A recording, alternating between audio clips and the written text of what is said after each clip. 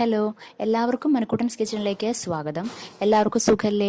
ഇന്നത്തെ നമ്മുടെ റെസിപ്പി വറുത്തരച്ച നാടൻ കേരള സാമ്പാറാണ്. സാമ്പാർ പൊടി ഇടാത്ത നല്ല ടേസ്റ്റി ആയിട്ടുള്ള നല്ല നാടൻ കേരള സാമ്പാർ. ഇത് വറുത്തരച്ച സാമ്പാർ പലതരത്തിലുണ്ടാക്കും. ഇത് ഞങ്ങൾ ഉണ്ടാക്കുന്ന രീതി നമുക്ക് നോക്കാം. അപ്പം നമുക്ക് വറുത്തരച്ച സാമ്പാർ സ്റ്റാർട്ട് ചെയ്യാം കേട്ടോ. അപ്പം അതിന് വേണ്ടിയിട്ട് ഞാൻ ഇതേ ഒരു കുക്കർ എടുത്തിട്ടുണ്ട്. അപ്പം അതിന് നമുക്ക് ആദ്യമായിട്ട് പരിപ്പ് വേവിക്കണം. അപ്പോൾ ഞാൻ ഒരു ഗ്ലാസ് പരിപ്പ് എടുത്തിട്ട് തുവരപ്പരിപ്പ് കേട്ടോ, തുവരപ്പരിപ്പാണ് ഉപയോഗിക്കുക. അതിന് പ്രത്യേക ഒരു ടേസ്റ്റ് ആയിരിക്കും. അപ്പോൾ ഇത് ഞാൻ എടുത്ത് കഴുകി വൃത്തിയാക്കി വെച്ചിട്ടുണ്ട്. ഇത് നമുക്ക് ഇതിൽ കുക്കറിലേക്ക് ആഡ് ചെയ്ത് കൊടുക്കാം.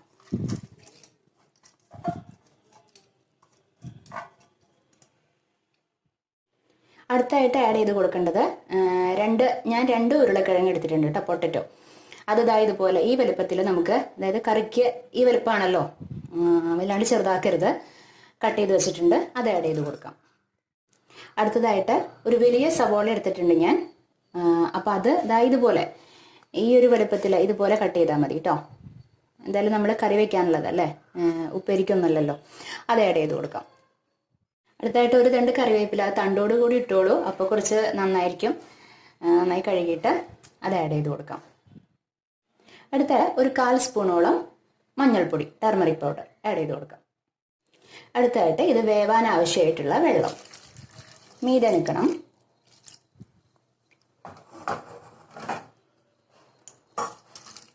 ഓക്കെ, ഇത് മതിയാവും. ഇനി നമുക്ക് ഏറ്റവും അവസാനം കുറച്ച് നെയ്യ്, നല്ല നെയ്യ് ആഡ് ചെയ്ത് കൊടുക്കാം. നെയ്യ് ആഡ് ചെയ്ത് കൊടുക്കുമ്പോൾ കുറച്ചൊരു നന്നായിട്ടുണ്ടാവും, നല്ല ടേസ്റ്റിയാണ്. ഇനി നമുക്കിത് വേവിക്കാം. നമുക്കിത് അടയ്ക്കാം.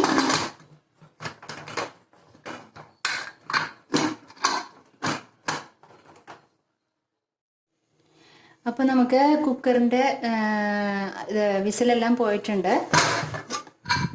നന്നായിട്ട് വെന്തിട്ടുണ്ട്. ഒരു 3 വിസിലാണ് എടുത്തത്. 3 വിസിലാണ് ഞാൻ എപ്പോഴും പരിപ്പ് വേവിക്കാൻ വയ്ക്കാറ്. ചിലർക്ക് ഒരു വിസിൽ മതിയാവും കേട്ടോ, അത് പരിപ്പിൻ്റെ ഇതിനനുസരിച്ചിരിക്കും. ഓക്കെ, അപ്പം നമുക്കിനി ഇത് ഒരു ഭാഗത്തേക്ക് വയ്ക്കാം. ഇനി അടുത്തതായിട്ട് കുറച്ച് വറവുണ്ട്, അരപ്പുണ്ടാക്കണം നമുക്ക്. അതിന് വേണ്ടിയിട്ടുള്ള ഇൻഗ്രീഡിയൻസ് എന്താണെന്നുള്ളത് നോക്കാം കേട്ടോ. അപ്പം ഞാൻ എൻ്റെ സ്റ്റൗവിൽ ഒരു പാൻ വെച്ചിട്ടുണ്ട്. ഇത് ഫ്ലെയിം ഓണിലാണ്, പാൻ ചൂടായിട്ടുണ്ട്. അപ്പം നമുക്ക് അതിലേക്ക് വെളിച്ചെണ്ണ ഒഴിക്കാം. ഫ്ലെയിം സിമ്മിലാണ് കേട്ടോ. വെളിച്ചെണ്ണ ഒഴിച്ചു കൊടുക്കാം.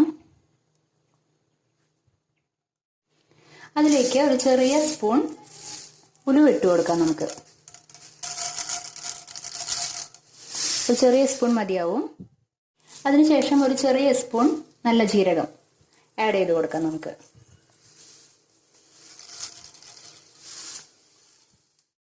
ശേഷം കുറച്ച് കറിവേപ്പില. അതിനുശേഷം ഒരു 10-15 ചെറിയ ഉള്ളി അത് ആഡ് ചെയ്ത് കൊടുക്കാം.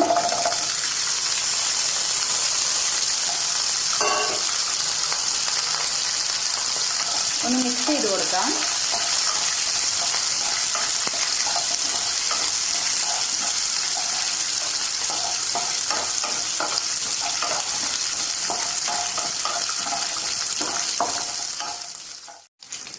അതിൻ്റെ കൂടെ തന്നെ എൽജിയുടെ കായം, അത് ഒരു കഷ്ണം ആഡ് ചെയ്ത് കൊടുക്കാം. നന്നായിട്ടൊന്ന് മിക്സ് ചെയ്ത് കൊടുക്കാം. കായം ഈ രൂപത്തിലാവുന്ന സമയത്ത് നമുക്ക് ഞാൻ ഒരു ചെറിയ മുറി തേങ്ങ ചിരവിയതാണിത്, അത് ആഡ് ചെയ്ത് കൊടുക്കാം കേട്ടോ. ഫ്ലെയിം സിമ്മിലാണ് കേട്ടോ, ശ്രദ്ധിക്കുക. നന്നായിട്ടൊന്ന് മിക്സ് ചെയ്തുകൊണ്ടിരിക്കുക. ഫ്ലെയിം ഞാൻ എപ്പോഴും പറയുന്ന പോലെ തന്നെ സിമ്മിലിടാൻ പറയുന്ന സമയത്ത് സിമ്മിൽ തന്നെ ഇട്ട് ചെയ്യണം കേട്ടോ. ഇതൊക്കെ ഫുള്ളിലിട്ട് ചെയ്ത് കഴിഞ്ഞിട്ടുണ്ടെങ്കിൽ കരിഞ്ഞു പോവും, അതിൻ്റെ പേരിലാണ് പറയുന്നത്.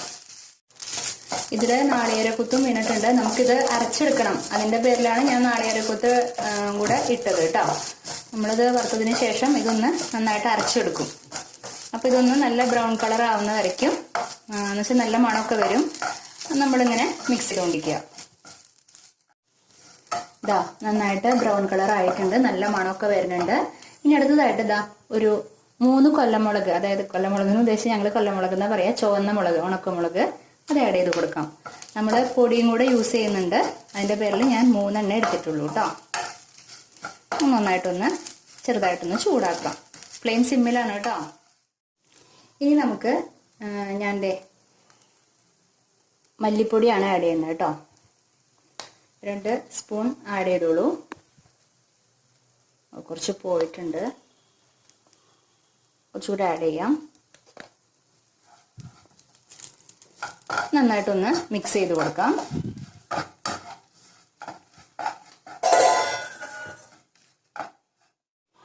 അടുത്തതായിട്ട് നമുക്കിതാ 1 സ്പൂൺ മുളക് പൊടി ആഡ് ചെയ്ത് കൊടുക്കാം. അപ്പോൾ 2 സ്പൂൺ മല്ലിപ്പൊടിക്ക്, നേരത്തെ കുറച്ചുകൂടെ പോയി, അതിന് ഞാൻ കുറച്ചും കൂടി ഇട്ട് കേട്ടോ. അപ്പോൾ 2 സ്പൂൺ മല്ലിപ്പൊടിക്ക് 1 സ്പൂൺ മുളക് പൊടി, അതാണ് അളവ് കേട്ടോ. നന്നായിട്ടൊന്ന് മിക്സ് ചെയ്യാം. അതിൻ്റെ ആ ഒരു മണമൊക്കെ ഒന്ന് പോട്ടെ, പച്ചമണമൊക്കെ ഒന്ന് പോട്ടെ. ഫ്ലെയിം സിമ്മിലാണ്, അല്ലെങ്കിൽ കരിഞ്ഞു പോകാൻ ചാൻസ് ഉണ്ട് സ്പൂണിലിട്ട് കഴിഞ്ഞിട്ടുണ്ടെങ്കിൽ. അപ്പോൾ ഒന്ന് പച്ചമണം പോയി കഴിയുമ്പോൾ നമുക്ക് ഫ്ലെയിം ഓഫ് ചെയ്യാം. ഇതിപ്പോൾ നന്നായിട്ട് ചൂടായിട്ടുണ്ട്, നമുക്കിത് ഓഫ് ചെയ്യാം, ഫ്ലെയിം ഓഫ് ചെയ്യാം. ഇനി ഇത് തണുത്തതിന് ശേഷം, ചൂടെല്ലാം മാറിയതിന് ശേഷം നമുക്കിത് അരച്ചെടുക്കണം. അപ്പോൾ അതുവരെയ്ക്കും നമുക്കൊന്ന് വെയിറ്റ് ചെയ്യാം കേട്ടോ. അപ്പം ഞാൻ അത് തണുത്തപ്പോൾ ഞാൻ മിക്സിയുടെ ജാറിലിട്ടിട്ടുണ്ട്. ഇതിൽ നമുക്കൊന്ന് കുറച്ച് വെള്ളം ഒഴിച്ചിട്ട് ഒന്ന് അരച്ചെടുത്തിട്ട് വരാം. നന്നായിട്ട് നല്ല വെണ്ണ പോലെ അരയണം കേട്ടോ. നമുക്കിതൊന്ന് അരച്ചെടുത്തിട്ട് വരാം കേട്ടോ. ഇനി നമുക്ക് ഈ സെയിം പാൻ തന്നെ ഫ്ലെയിം ഓണിലാണ്. അപ്പോൾ പാൻ ചൂടാവുമ്പോൾ കുറച്ചുകൂടെ വെളിച്ചെണ്ണ ഒഴിക്കുക. കുറച്ച് മതിയാവും. ഇനി നമുക്ക് എന്ത് ചെയ്യണമെന്ന് വെച്ചിട്ടുണ്ടെങ്കിൽ വെണ്ടക്കായ, ഇതിന് വേണ്ടി വെച്ചിരിക്കുന്ന വെണ്ടക്കായ ഈ സൈസിലാണ് കട്ട് ചെയ്ത് വെച്ചിരിക്കുന്നത്, അതൊന്ന് ആഡ് ചെയ്ത് കൊടുക്കാം. അത് ജസ്റ്റ് ഒന്ന് ഫ്രൈ ചെയ്തെടുക്കണം. അതിൻ്റെ വഴുവഴുപ്പുണ്ടെങ്കിൽ അതൊക്കെ പോവാൻ വേണ്ടിയിട്ടാണ് കേട്ടോ. വെണ്ടക്കായും അതുപോലെ മുരിങ്ങക്കായും നമ്മളിതുപോലെ വഴറ്റിയെടുക്കും. തക്കാളി ഇതിൻ്റെ കൂടെ ഒന്ന് ചേർത്ത് കൊടുക്കും. എന്നിട്ടാണ് നമ്മൾ പരിപ്പിലേക്ക് ഇതെല്ലാം കഷ്ണങ്ങളെല്ലാം ചേർക്കുക കേട്ടോ. അപ്പോൾ ഞാൻ അതിൻ്റെ ഇടയിൽ അരച്ചു വെച്ചിട്ടുണ്ട്, അത് നീക്കി വെച്ചിരിക്കുകയാണ്. ഇതുപോലെ നല്ല വെണ്ണ പരുവത്തിൽ, ഇതാ കണ്ടില്ലേ, ഈ പരുവത്തിൽ വേണം അരച്ചെടുക്കാനായിട്ട്. കണ്ടോ, നല്ല വെണ്ണ പരുവത്തിൽ അരച്ചെടുക്കണം കേട്ടോ. അപ്പോൾ ഇതൊന്ന് ഫ്രൈ ചെയ്തെടുക്കാം നമുക്ക്. വല്ലാണ്ട് ഫ്രൈ ആവരുത്, അതിൻ്റെ ആ വഴുവഴുപ്പൊന്ന് ഒന്ന് പോവാൻ വേണ്ടിയിട്ട്. ഫ്രൈ ചെയ്ത് നമ്മൾ കറിയിലിടുമ്പോൾ ഒരു പ്രത്യേക ടേസ്റ്റ് ആയിരിക്കും. ഇപ്പോൾ ഒരുവിധം ആയിട്ടുണ്ട്. ഇനി നമുക്ക് ഫ്ലെയിം സിമ്മിലിട്ടു ഞാൻ.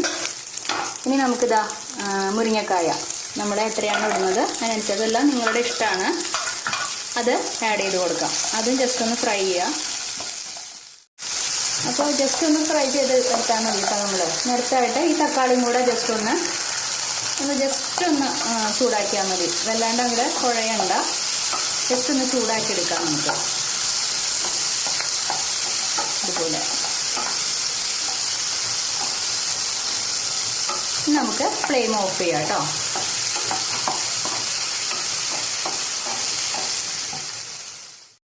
അടുത്തായിട്ട് നമ്മളിതാ കുക്കർ അത് സ്റ്റവിൽ വെച്ചിട്ടുണ്ട്. അപ്പോൾ നമ്മൾ നേരത്തെ വേവിച്ച് വെച്ചിരുന്നതാണ് സബോളയും ഉരുളക്കിഴങ്ങും പരിപ്പെല്ലാം ചേർത്തിട്ട്. അപ്പോൾ അതിൽ വെള്ളം പോരാ, നമുക്ക് കുറച്ചും കൂടെ വെള്ളം ഒഴിക്കാം കേട്ടോ അതിൽ. എന്നിട്ട് ഇത് തിളച്ച് വരുമ്പോഴാണ് ബാക്കിയുള്ള കാര്യങ്ങൾ നമ്മൾ ചേർക്കുന്നത് കേട്ടോ. ഇതുപോലെ തിളച്ച് തുടങ്ങുമ്പോൾ ഇവിടെ നമ്മൾ ഒന്ന് ജസ്റ്റ് ചൂടാക്കി വെച്ചിട്ടില്ലേ വെണ്ടക്കായും മുരിങ്ങക്കായും തക്കാളിയും, അത് ഇതിൽ കൂടെ ആഡ് ചെയ്ത് കൊടുക്കാം.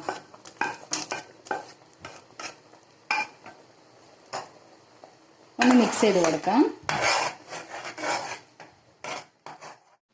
അടുത്തായിട്ട് നമ്മൾ ഈ അരപ്പ് അതിൽ കൂടെ ആഡ് ചെയ്ത് കൊടുക്കാം. നല്ല വെണ്ണ പോലെ അരച്ചിട്ടുണ്ടാവണം കേട്ടോ, അത് പ്രത്യേകം ശ്രദ്ധിക്കുക.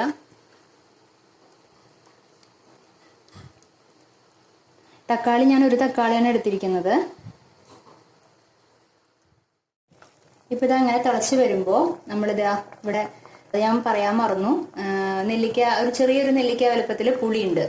അത് ഞാനിങ്ങനെ വെള്ളത്തിലിട്ട് വെച്ചിട്ടുണ്ടായിരുന്നു. അപ്പം നമ്മളിത് ഉണ്ടാക്കാൻ തുടങ്ങുമ്പോൾ നിങ്ങൾ പുളി വെള്ളത്തിലിട്ട് വെക്കുക കേട്ടോ. അപ്പം നമുക്ക് അത് ഇതിൽ ആഡ് ചെയ്ത് കൊടുക്കാം.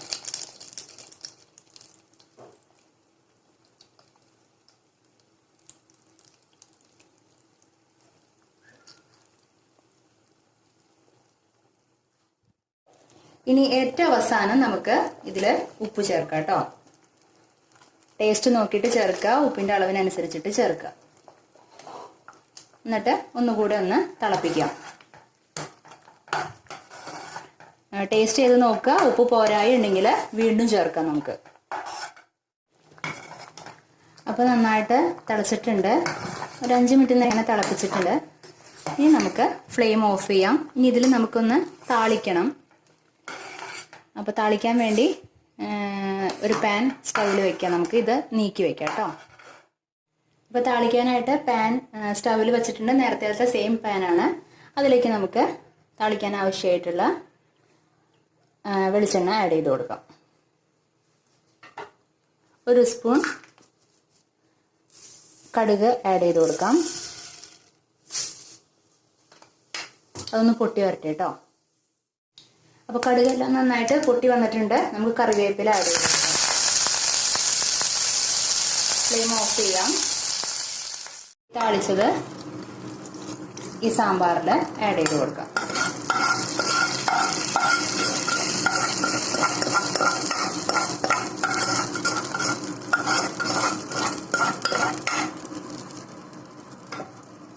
എന്നിട്ട് നന്നായിട്ടൊന്ന് മിക്സ് ചെയ്യാം.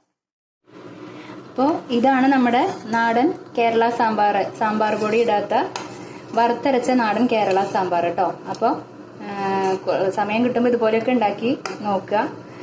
വേറൊരു ടേസ്റ്റാണ്. എല്ലാവർക്കും ഇഷ്ടപ്പെടും തീർച്ചയായിട്ടും. അപ്പോൾ നിങ്ങൾക്ക് ഈ റെസിപ്പി ഇഷ്ടപ്പെട്ടു എന്ന് വിചാരിക്കണു. അപ്പോൾ ഇഷ്ടപ്പെട്ട് കഴിഞ്ഞിട്ടുണ്ടെങ്കിൽ ലൈക്ക് ചെയ്യാനും കമൻറ്റ് ചെയ്യാനും ഷെയർ ചെയ്യാനൊന്നും മറക്കരുത് കേട്ടോ. അപ്പോൾ നമുക്കിനി അടുത്ത എപ്പിസോഡിൽ വേറൊരു പുതിയ വിഭവമായിട്ട് വീണ്ടും കണ്ടുമുട്ടാം. Okay, bye, thank U.